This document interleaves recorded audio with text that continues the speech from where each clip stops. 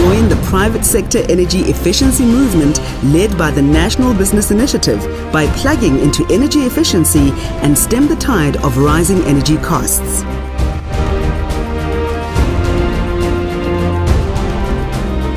So I'm going to give you guys some time to do an example, just so I can see what the numbers are that you guys come up with. So as you mentioned earlier, the energy consumed is the amount of fittings times the amount of lights per fitting times the watts times the hours.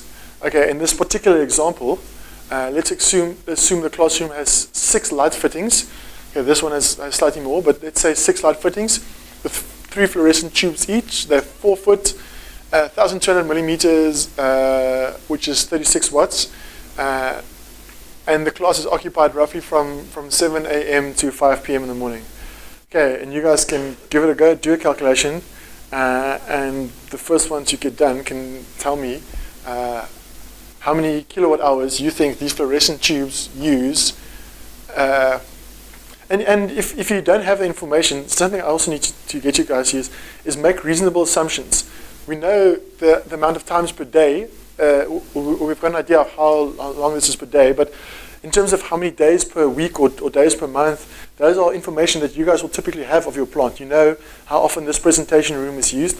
And if you don't know, you guys are probably the best equipped people to make reasonable assumptions. To say, let's assume that this hall is used 25 days a month, or whatever the case may be, or 250 days per year. If you want to quantify it in yearly terms or in monthly terms, it's really much of a muchness. You're just flexing the time space. But yeah, make reasonable assumptions and let's see what you guys get to. Simply using this equation, I said 6 fittings, lights per fitting is 3, power rating is 36 watt each, hours 10 hours per day. Did I make a mistake there? Is it only 9 hours? Okay. And then the energy is, the daily energy is 6 times 3 times 36 times 10 is 6,480 watt hours, which is 6.48 kilowatt hours per day.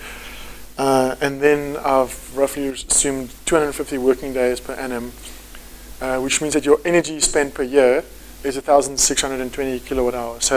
So whichever way you go with this, I think most of you guys got into the same area.